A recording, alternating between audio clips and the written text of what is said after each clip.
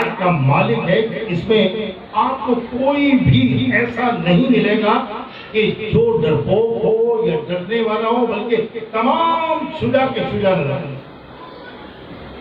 ہر میدان کے یہ فاتح نظر آئیں۔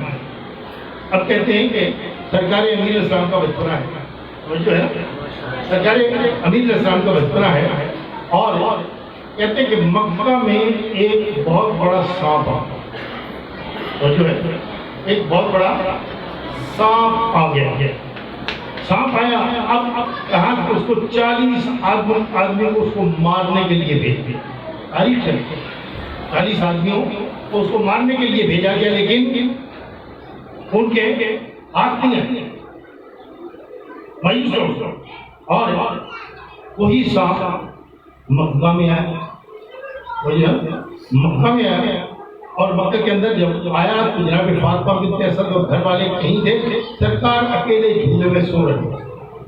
ایک مرتبہ وہ ادار جسے 40 آدمی مارنے کے لیے گئے تو اس کو مار نہ سکے، وہ آپ کے جھولے کے قریب، جیسے ہی وہ آپ کی طرف بڑھا، ایک مرتبہ حیدر کرار کا ہاتھ بڑھا، اس کو گردن سے پکڑا اور اس کے منہ کے اندر دونوں انگلیاں ڈال کر اس طرح سے اس کو چیرا کے 2 ٹکڑے کر کے پھینک دیے۔ جب جناب فاطمہ بنت اسد واپس آئیں، واپس آ کے بیوی نے دیکھا تو آپ نے فرمایا کہ میرا بیٹا حیدر ہے، چیرنے پھاڑنے والا ہے، اور سرکار نے مرہم کو بھی جو آپ کے سامنے حدیث پڑھا تھا اس میں بھی یہ کہا تھا الذی سمتنی امی حیدر۔ اب سوچ سمجھ کے آنا، میری ماں نے میرا نام حیدر رکھا۔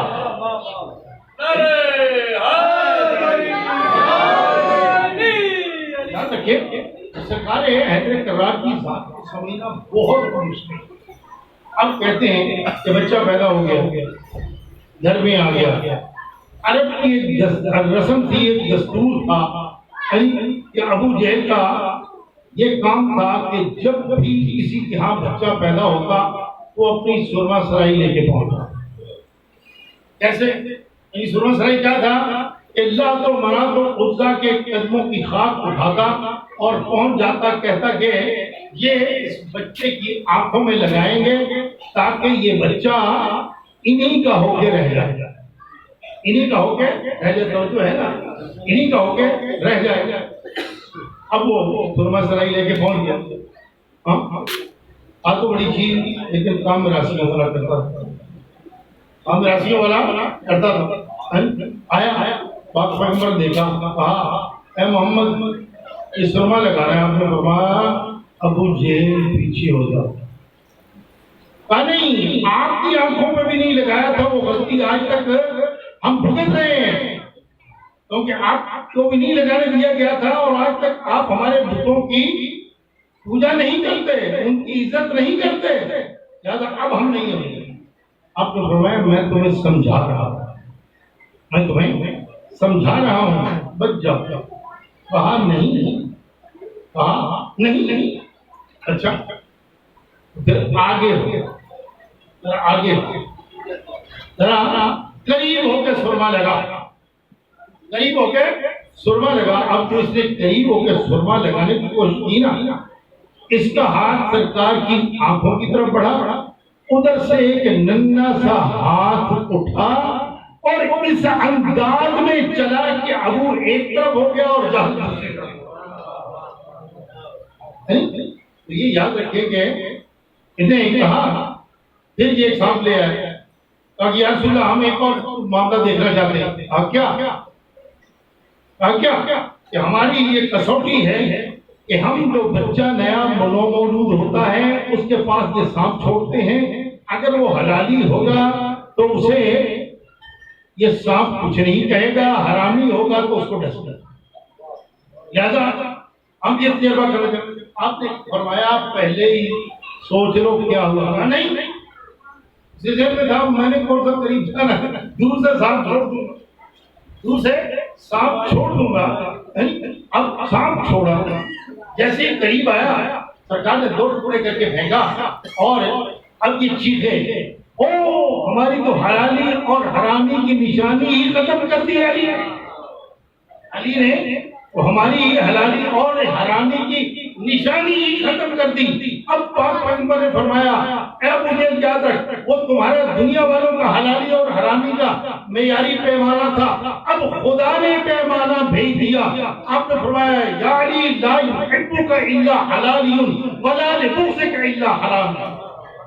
علی تجھے سوائے حلالی کے اور کوئی محبت نہیں کرے گا اور سوائے حرامی کو کوئی تجھ سے بغض نہیں کرے گا.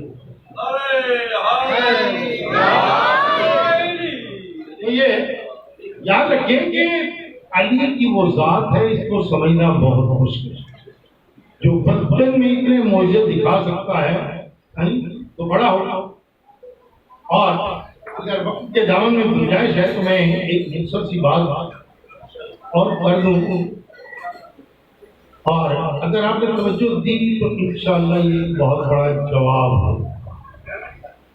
وہ جو ہے جس وقت حضور نے دعوت ضرور شیرہ دی خدا کی طرف سے فرمایا اے میرے حبیب فرما دو میرے حبیب وانذر عشیرتک الاقربین, اپنے قریبیوں کو دعوت اسلام دو, قریبیوں کو دعوت اسلام دو, ان کو اللہ سے ڈراؤ.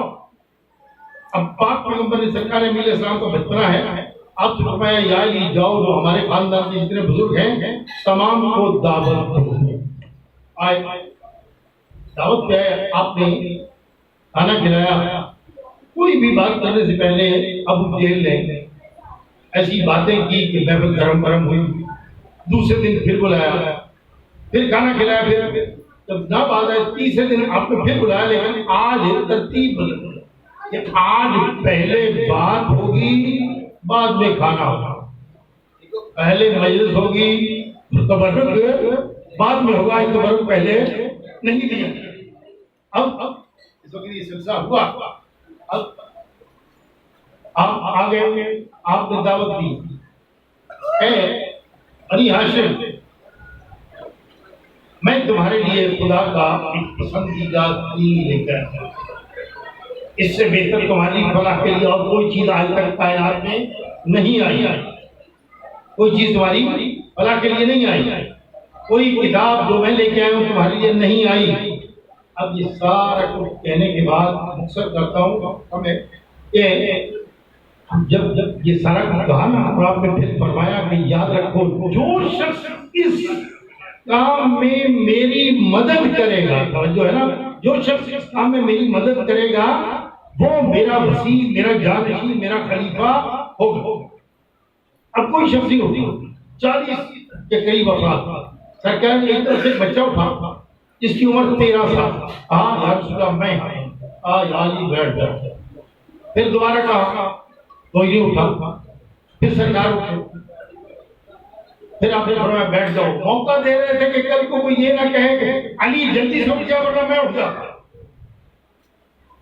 تیسری مرتبہ پھر کہا, جب پھر کوئی نہ اٹھا تو پھر سرکار اٹھے. اب تاریخ تبلیغ اہل سنت کی بہت بڑی کتاب ہے.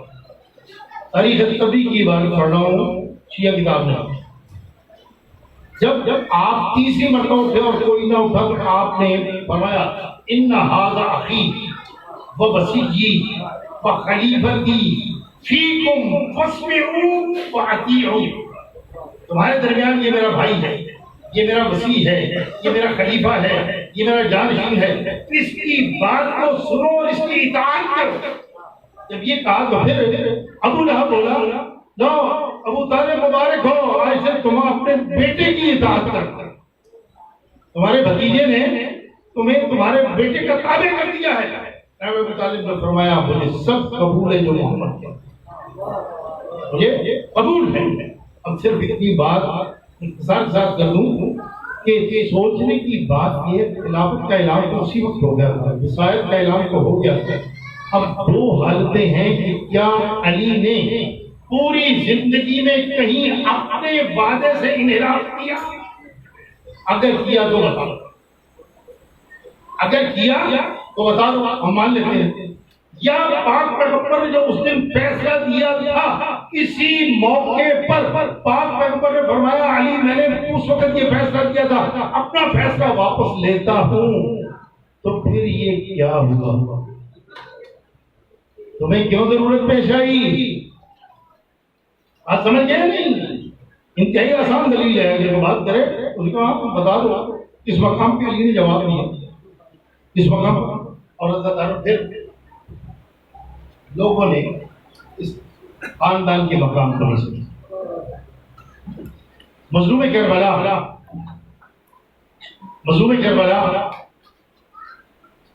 جب تک تنہا رہ گئے، میدان کربلا میں کھڑے ہو گئے، ایک مرتبہ اس نے غصب دھن کیا، هل من ناصر ينصرنا هل من مغیث یغیثنا، ہے کوئی جو میری مدد کرنے والا، ہے کوئی میری فریاد کو سننے والا؟ عزاداروں اس کا اثر دو لوگوں پر ہوا ہے، ایک سید سجاد بیماری سے افاقہ ہوا، آپ نے سنا اور کہا تو بھوبی اماں میرے بابا تنہا ہے، ایک ٹوٹا ہوا نیزہ لیا اور خیمے سے نکلے۔ جناب ثانی زہرا نے فرمایا بیٹا سجاد کہاں جاتے ہو؟ آپ بھوبی اماں بابا کی مدد کو جاتا ہوں، بابا کے قدموں پہ شہید ہونا چاہتا ہوں۔ عزاداروں جب آپ باہر نکلے، امام حسین السلام کی جب ایک مرتبہ نظر پڑی پھر ایک مرتبہ فرمایا بہن زینب سجاد کو روکو، زمانہ حجت خدا سے خالی نہ ہو جائے۔ جناب زینب نے روکا، کیسے روکا؟ اور دوسرے استغاثے کا اثر جناب علی اصغر پہ ہوئے۔ 6 ماہ کا بچہ ایک مرتبہ جھولے میں تڑپڑ حضرت سیدانیہ سمجھ گئی، علی اصغر نے جھولے سے اپنے آپ کو گرایا، سیدانیہ سمجھ گئی کہ علی اصغر بھی بابا کی نصرت کے لیے تیار ہو گئے۔ قیام میں کوہرام بپا ہوا، حضرت امام حسین علیہ السلام دوڑ کے آئے کہ شاید کوئی بچہ انتقال کر گیا۔ پوچھا بہن زینب کیا ہوا؟ کہا بھیا حسین علی اصغر تیری مدد کے لیے تیار ہو گیا۔ ایک مرتبہ جب علی اصغر کی طرف دیکھا تو یقیناً فرمایا ہوا علی اصغر تو گھوڑے پہ بیٹھنا نہیں جانتا، تو تلوار چلانا نہیں جانتا، تو کیسے میری مدد کرے گا؟ ایک ساتھ کے ساتھ عرض کرتا ہوں کہ جناب علی اصغر نے یقیناً کہا ہوگا بابا پھر کیا ہوا؟ میں نے بھیا علی اکبر سے اگر صفائی نہیں سیکھی، چچا عباس سے ترائی نہیں سیکھی، میں نے گھوڑے پہ چڑھنا نہیں سیکھا، آپ سے میں نے ایسا کچھ نہیں سیکھا، ایک مرتبہ میدان میں لے چلو، اگر ظلم کا دھارا نہ بدل دوں تو علی اصغر نام۔ اب جناب علی اصغر کو تیار کیا گیا، جناب رباب کی وفا میں قربان ہوئے۔ جناب رباب ایک لمبا سبز کرتا پہنایا اور کان میں باتیں کرتے ہوئے جب باہر آئی تو مظلوم کربلا نے پوچھا رباب ماں بیٹے میں کیا باتیں ہو رہی تھی؟ رو کے کہتی ہیں آقا کیا باتیں ہونی تھی؟ علی اصغر سے کہہ رہی تھی علی اصغر ابھی تم دادی زہرا کے پاس جاؤ گے، ماں کی شکایت نہ کرنا، ماں نے پانی پلا کے نہیں بھیجا، بیٹا میں مجبور ہوں۔ دوسری بات میں نے علی اصغر کو یہ سکھائی کہ علی اصغر دیکھ صبح سے تیرے بابا اپنے عوام انصار کی لاشیں لا رہے ہیں، اب تک تیرے بابا زخمی نہیں ہوئے، ایسا نہ ہو بیٹا کہ تیری شہادت کی وجہ سے تیرا بابا زخمی ہو جائے، اگر ایسا ہوا تو میں اپنا دودھ نہیں بخشوں گی۔ تیسری وصیت جناب رباب نے یہ بتائی کہ میں نے کہا ہے کہ بیٹا علی اصغر ابھی بھی تم اپنے جد کے پاس جاؤ گے، پاک پیغمبر اور تمہارے دادا علی جان لیے کھڑے ہوں گے، تمام شہداء تمہارے بابا کے انتظار میں ہوں گے۔ بیٹا علی اصغر جب تک تمہارے بابا نہ آئے اس وقت تک اپنے دادا سے پانی نہیں پینا، کہنا میرے بابا آ کے مجھے پانی پلائیں گے۔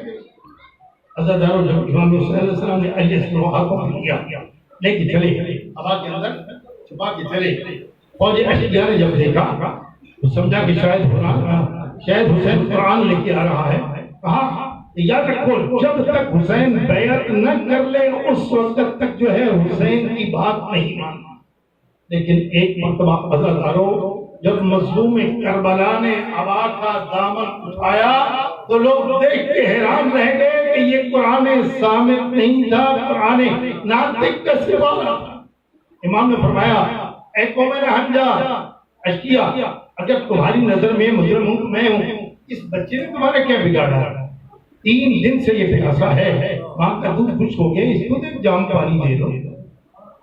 اشقیا نے کہا کہ حسین بچہ خود پانی مانگے، آپ تصور کر کے دیکھیں 6 ماہ کا بچہ 3 دن سے پیاسا، اس نے کس انداز میں پانی مانگا ہوگا، لیکن حجت خدا کا بیٹا تھا۔ امام نے فرمایا بیٹا حجت تمام کر دو۔ اب ایک مرتبہ جناب علی اصغر نے اپنی خشک زبان جب دہن سے نکال کے ہونٹوں پہ پھیری تو اشقیا رونا شروع کر دیا۔ اب ایک مرتبہ مسعود نے کہا حرملا اقطع کلام الحسین، حرملا کلام حسین کو قطع کر دے۔ اب اس ملعون نے 6 شاخت دی۔ سوچنے کی بات ہے 6 ماہ کا بچہ کیا ہوگا؟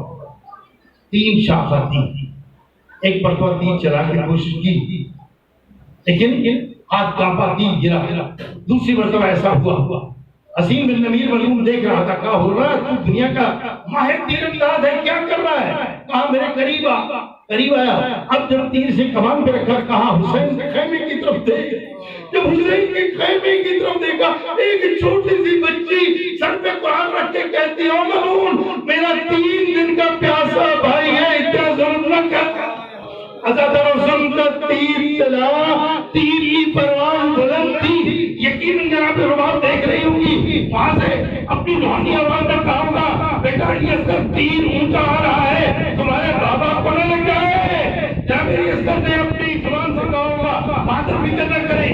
اب جناب علی اصغر بابا کو ہاتھوں پر اچھلے، اپنی گردن پہ تیر لیا، لیکن تیر اتنا وسیع اور بڑا تھا کہ امام کے بازو میں لگا، رو کے یقیناً کہا ہوگا مادر